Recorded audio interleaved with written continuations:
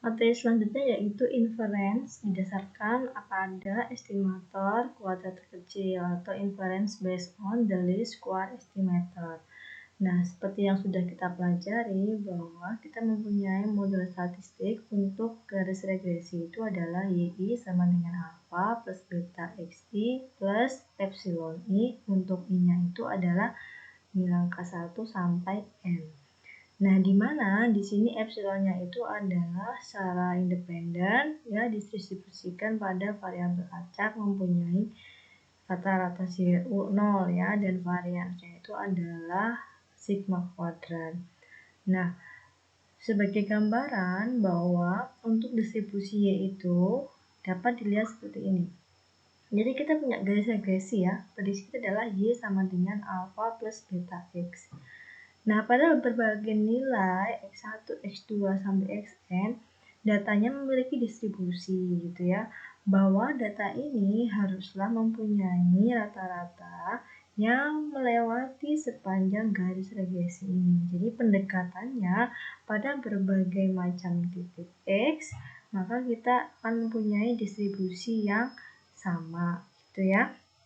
Maka kita sebut ini sebagai prediction atau estimasi kecocokan begitu ya pada persamaan kuadrat terkecil atau least square equation. Nah, sebelumnya kita sudah belajar mengenai bagaimana mendapatkan nilai estimator alfa dan beta. Yang kita dapatkan dari alfa prediksinya adalah Y bar atau Y rata-rata dikurangi beta prediction dikalikan X bar, dan seterusnya beta itu adalah SXY per SXX ya.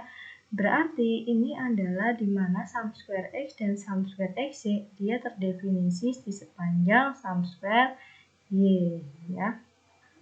Nah, hubungan antara SXX dan SY atau sum square Y ini secara berturut-turut sama-sama mempunyai varians ya, mempunyai varian X dan varian Y. Di mana varians ini sebenarnya kalau kita definisikan adalah varians untuk X itu adalah SXX per N per min 1 ya. Derajat of the domain ini adalah untuk estimator varians untuk tidak bias, maka N-nya dikurangi 1. Nah, varians pada Y itu adalah SY min N1. Jadi estimasi varians yang kita dapatkan tadi ini adalah sum square ya. Nilai ini adalah tadi kalau di awal residual, maka di sini kalau varians maka kita kuadratkan, dia dibagi dengan N min 2. Jadi N min 2 ini digunakan untuk menghasilkan estimator varians itu tidak bias gitu ya. Dan dia juga menunjukkan bahwa di bawah asumsi yang diberikan N-2 pada varians ini menunjukkan nilai variabel acak ini memiliki distribusi chi-square ya. Distribusi chi-square itu pasti ada dua buah variabel di mana degree of freedom-nya adalah N-2. Nah, pengambilan keputusan statistik untuk alfa dan beta ini kita akan gunakan rumus T ya, T distribusi. T distribusi T ini adalah kita gunakan untuk mengestimasi yang pertama penggunaan untuk alfa dan penggunaan untuk beta. Yang membedakan di sini adalah sama-sama kita akan gunakan deviasinya error ya. Di sini SP, berarti di sini adalah varians tadi kita menjadi deviasi karena tidak kuadrat. Alfa prediksi dikurangi dengan alfa per ini dasar deviasinya dikalikan dengan ini adalah sebenarnya errornya begitu ya, errornya yang kita kalikan. Dimana error untuk alfa itu adalah sum square, jumlah sum square error N dikalikan sum square X dibagi sum square X plus N dikalikan X bar kuadrat. Nah, distribusi T untuk betanya adalah beta head, beta topi, beta prediksi atau beta prediksi ya, dikurangi dengan beta per SE diakarkan dengan S sum square X ya. XX. Nah, variabel acak ini mempunyai distribusi T dengan degree of freedom atau derajat kebebasannya adalah N-2. Nah, Statistik for inference ini selalu mempunyai confidence limit atau batasan tingkat kepercayaan ya, batas kepercayaan untuk koefisien regresi. Nah, koefisien regresi ini dapat dicari batasnya atau ke intervalnya gitu ya. Jadi di sini kita seberapa yakin dengan alfa ini adalah kita dapat cari dengan alfa prediction atau alfa hat plus minus T alfa per 2, karena di sini dibagi 2 ya. Dikalikan dengan standar deviasinya, diakarkan, dikalikan dengan akar 1 per n plus x bar kuadrat per sum square x. Dan untuk betanya dapat kita cari dengan beta plus minus T alfa per 2 dikalikan dengan standar deviasinya SE dikali dengan 1 per akar sum square x. Nah, contohnya adalah seperti ini. Tadi kita tetap pakai contoh yang kedua ya. Contoh yang kedua tadi kita sudah punya alfa, sudah punya beta. Nah, kalau kita hitung dengan software komputer, kita mendapatkan interceptnya itu adalah 0,69. Ini adalah estimasi untuk intercept. Artinya ini adalah nilai alfa ya. Ini adalah nilai alfa. Lalu di sini adalah nilai beta gitu ya. Jadi ini standar errornya kita dapatkan. Dan kalau kita cari dengan rumus yang tadi, bahwa sebenarnya kalau tadi Anda teliti bahwa estimasi kita adalah estimasi ditambahkan dengan T alfa per 2, T-nya adalah 5%, berarti alfanya 5%, berarti alfanya adalah 0,025 karena alfa dibagi 2. Standar errornya tadi adalah kita tinggal masukkan saja. Standar error kita adalah di sini ya, untuk intercept, karena ini adalah di intercept, maka kita gunakan standar error di interceptnya 0,1009. Estimasinya apa? Nilai alfanya, ini nilai alfa, ini adalah nilai standar errornya. Seperti ini ya, T alfanya per 2-nya bisa dicari 2,306. Jadi confidence interval untuk interceptnya apa? Yaitu di antara minus 0,104 sampai 0,302 ya. Antara minus 0,164 dan 0,302. Nah, kalau dihitung misalnya Anda harus menghitung, Nah, kalau misalkan kita hitung dengan tulisan biasa, maka kita akan dapatkan perhitungan SE dulu. SE kita hitung terlebih dahulu. SE kuadrat ini variansnya kita hitung dengan rumus yang tadi ya. Di sini adalah apa tadi? Ya, Anda lihat lagi. Di sini adalah Anda dapatkan SE dulu di sini ya. Baru setelah Anda dapatkan SE-nya, Anda dapatkan sekian, baru Anda gunakan rumus yang ini ya. Anda gunakan rumus yang ini, SE dikalikan dengan akar 1 per N ya. SE-nya Anda gunakan ini, lalu Anda bisa kuadratkan, akarkan, baru setelah itu Anda masukkan 1 per N, di sini adalah X bar kuadrat per 132, apa itu? SXX ya. Seperti itu, oke. Nah, untuk betanya Anda bisa cari juga secara manual. Kita gunakan juga di beta manual ya. Oke, jadi untuk alfanya adalah minus 0,164 sampai 0,302. Sama ya. Nah, lanjut ke inference based on least square estimator. Sebenarnya gimana sih? Ada beberapa hal yang harus Anda pahami bersama, yaitu ini tipe. Jadi, pengujian hipotesis yang berhubungan dengan koefisien regresi alfa dan beta sebenarnya adalah kita lebih fokus ke beta. Maka beta ini adalah merupakan kemiringan garis regresi atau slope kita bilang. Nah, beta ini memiliki arti yaitu apa sebenarnya?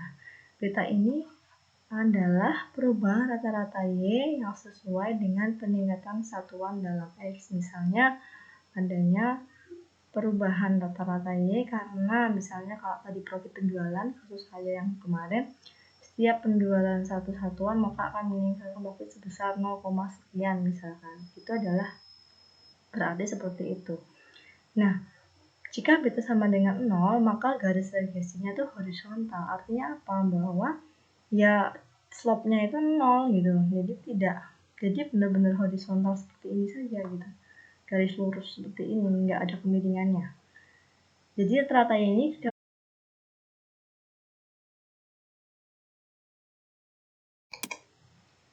dalam inferensia pada estimator least square, kita menggunakan H0 itu menunjukkan beta sama dengan B0. Jadi nanti ini ada nilainya B0-nya, dan kita menggunakan perhitungan untuk teorema 11.1 ya. Jadi ini teorema yang kedua ini yang kita gunakan, karena di sini ada dua teorema untuk yang alfa dan yang beta. Nah, kita menggunakan yang beta, begitu ya. Dan pada teori sebelumnya Anda menggunakan perhitungan T distribusi ini dengan mu ya. Di sini kita ganti dengan beta. Nah, lalu bagaimana dengan intercept? Jadi intercept itu merupakan perpotongan antara suatu garis dengan sumbu Y pada diagram atau sumbu kartesius pada saat nilai X sama dengan 0. Jadi secara statistika, nilai intercept ini merupakan nilai rata-rata pada variabel Y apabila nilai pada variabel X itu bernilai 0. Nah, di dalam inferensia ini, intercept tidak selalu diinterpretasikan apabila data pengamatan pada variabel X tidak bernilai 0. Jadi kita sebenarnya lebih fokus ke nilai beta. Misalnya adalah di sampel yang kedua, kita akan menguji hipotesis 0 bahwa beta ini sama dengan 0 terhadap hipotesis alternatif beta tidak sama dengan 0. Artinya kalau betanya sama dengan 0, maka tidak ada hubungan atau relationship. Ketika beta tidak sama dengan 0, maka ada hubungan antara variabel Y dengan variabel X pada level of signifikannya adalah 0,05. Jadi kita pertama tetap sama caranya dengan distribusi T pada sebelumnya, materi sebelumnya. Pertama Anda declare dulu H0 H1-nya apa ya. Ingat, Anda harus mendeklarasikan H0 dan H1-nya. H0-nya atau hipotesis 0-nya adalah B sama dengan 0, H1-nya adalah B tidak sama dengan 0. Lalu Anda deklarasikan level of significance atau alpha sama dengan 0,05. Lalu kriteria penolakan H0-nya seperti apa? Kita tetap pakai tipe 1 error ya. Di sini T-nya ketika tidak sama dengan 0, maka T ditolak jika H0 ditolak jika T kurang dari T alpha per 2 ya. T minus 2,306 atau T lebih besar dari 2,306. Di mana 2,306 ini merupakan nilai dari T 0,025 dengan N-nya adalah 10 min 2. Ini adalah degree of freedom-nya ya. Jadi untuk perhitungannya, lalu kita masuk ke perhitungannya adalah T sama dengan beta, prediksi atau beta topi min beta per SE, ini deviasinya dikalikan dengan akar sum square X. Sehingga kita dapatkan T-nya, kita tinggal masukkan nilai, ini sudah diketahui. Lalu beta 0-nya adalah 0. Di sini betanya adalah yang ini ya, yang tadi di nilai hipotesis. Lalu deviasinya itu sudah mengetahui tadi, dan SX sum square X adalah harus 132.000, hasilnya 8,744. Lalu kita bandingkan dengan kriteria penolakan H0, maka kita dapatkan di sini adalah T 8,7 itu lebih besar daripada 2,306, sehingga kita harus menolak H0. Maka kita dapat menyimpulkan bahwa kita berarti menerima yang H1 ya. Tolak H0, maka kita akan menerima H1. Sehingga kita dapat menyimpulkan bahwa ada hubungan antara kecepatan kecepatan udara dengan koefisien penguapan. Ada hubungan, saya ulangi, ada hubungan antara kecepatan udara dengan koefisien rata-rata penguapan. Kalau kita sudah gambarkan, sebenarnya yang kita terima itu adalah di daerah ini atau di daerah ini ya. Maka kita menemukan daerah yang di sini. P-value-nya di sini slope-nya itu adalah extremely strong, artinya hubungannya kuat ya. Karena P-value-nya itu kurang dari 0,00003 ya. Jadi P-value-nya itu kurang dari ini, sangat kecil, sehingga kita sebutkan strong relationship ya.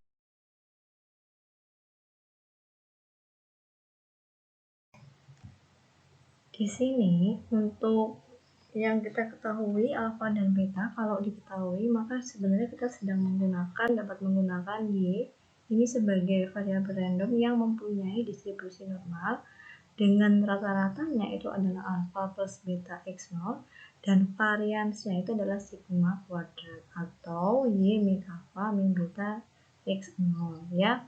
Tetapi jika alfa dan beta tidak diketahui, maka kita harus mempertimbangkan kuantitas dari Y min alfa prediksi alfa head dan beta head x0, di mana Y, alfa head dan beta head ini merupakan variabel random yang mengarah pada batasan prediksi untuk nilai selanjutnya pada Y ketika X sama dengan X0, sehingga confidence limitnya kita tidak serta-merta hanya menggunakan alfa atau beta, tapi confidence limit untuk min di sini adalah nilai min ya. Untuk minnya rata-ratanya itu adalah kita memprediksi dari alfa prediksi ditambah beta prediksi atau beta head x0.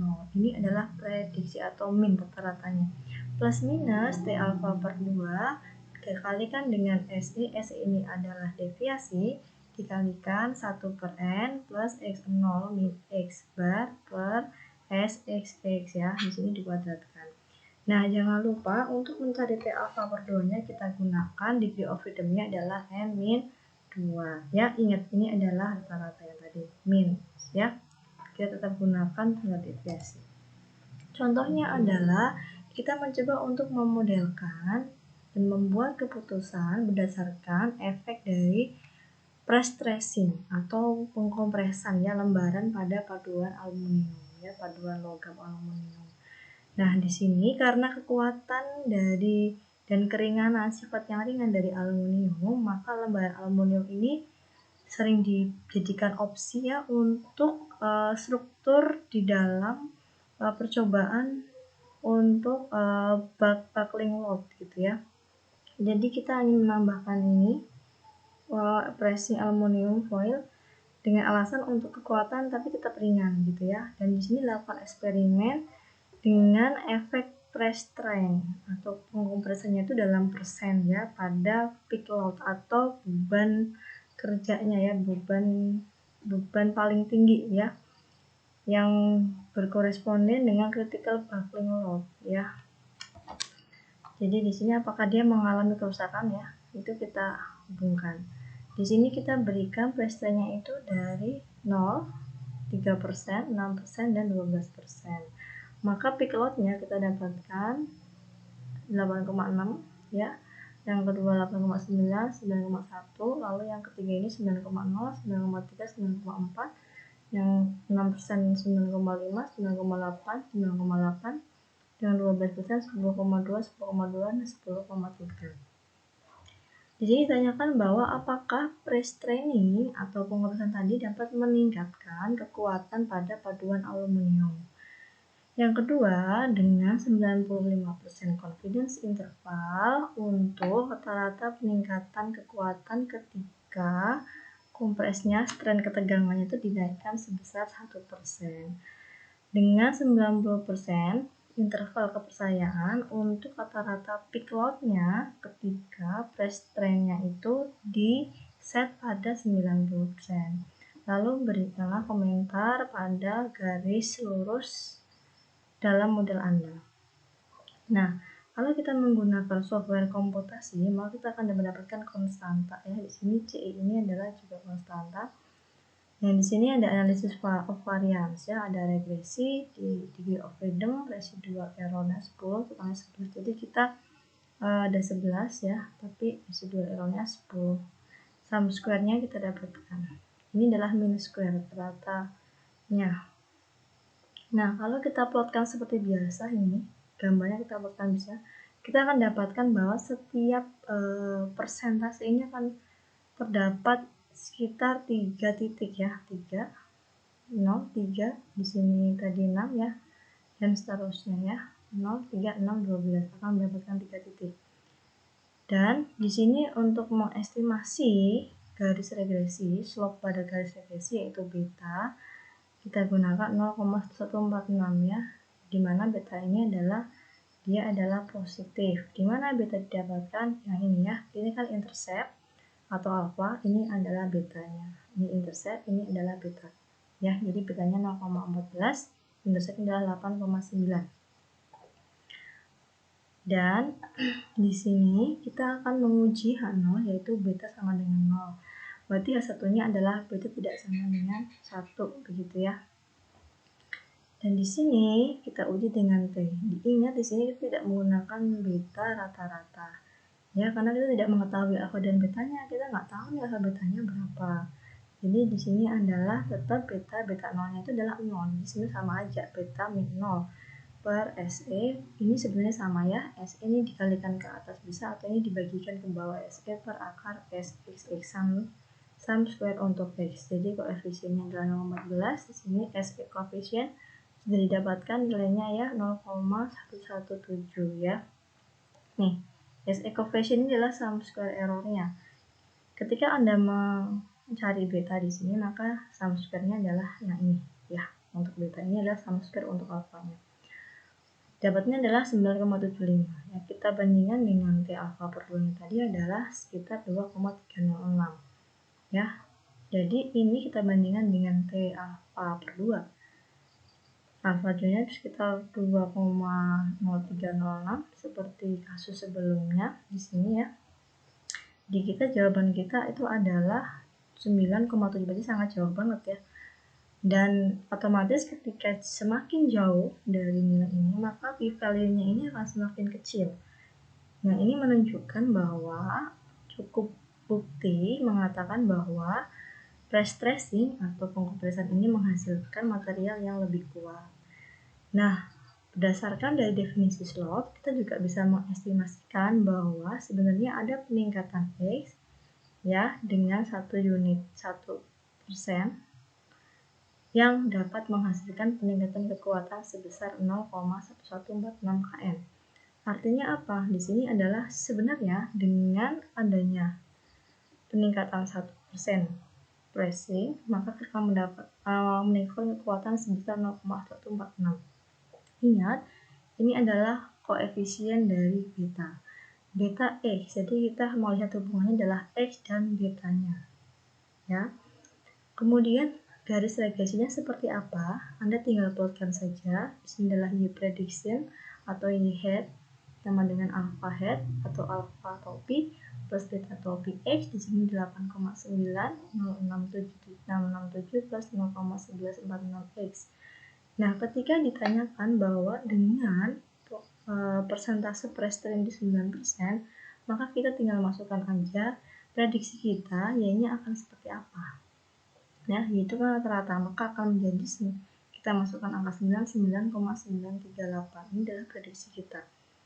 Ya, kekuatannya akan menjadi sekian gitu.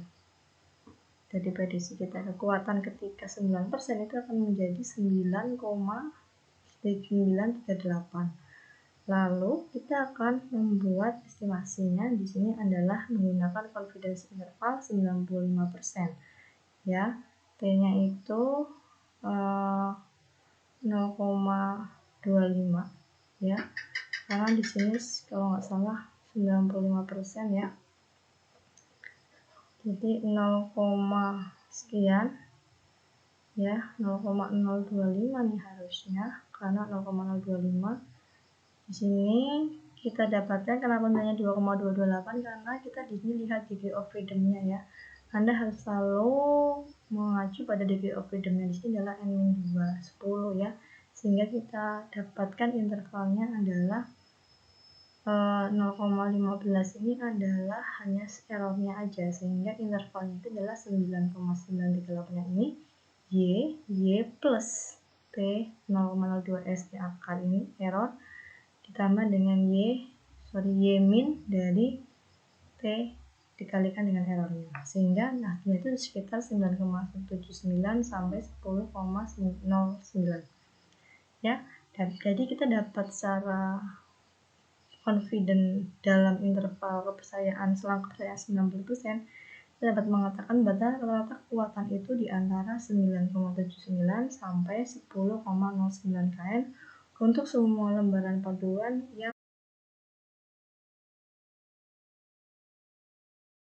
Nilai kepercayaan tingkat kekayaan 95%, rata-rata kekuatan itu di antara 9,79 sampai 10,09 kN untuk semua lembaran paduan yang dapat diberikan tekanan atau kompres pada 9%. Nah, scatter plotnya itu pada halaman 711,7 ini ya.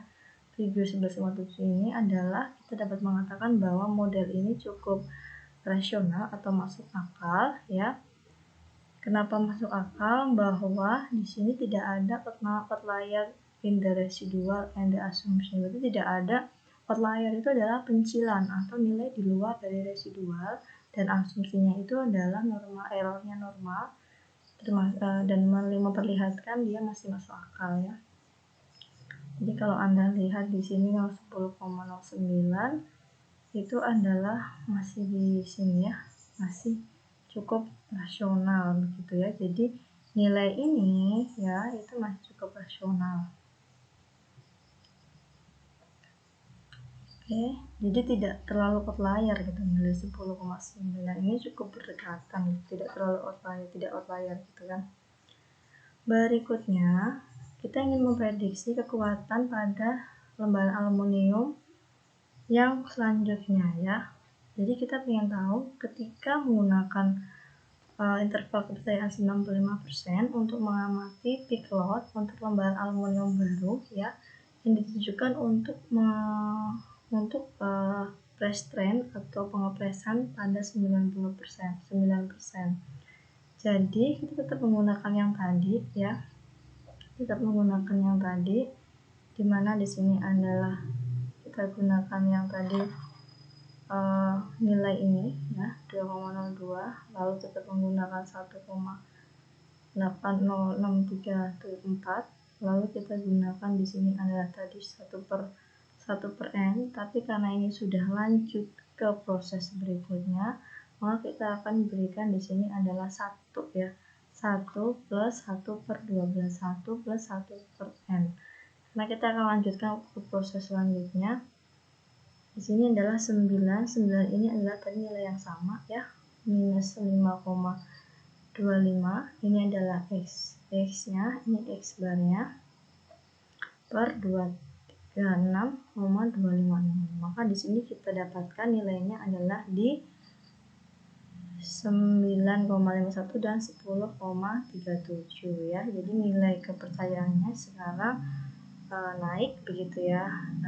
Difference atau distribusinya untuk nilai selanjutnya itu dia meningkat gitu, intervalnya itu meningkat gitu. Jadi untuk 9% selanjutnya yang kita dapatkan peak load-nya tadi kan turun yang pertama, peak load yang kedua itu maka akan mendapatkan nilai dengan jarak atau distribusinya lebih lebar gitu ya, sekitar 9,51 sampai 10,37.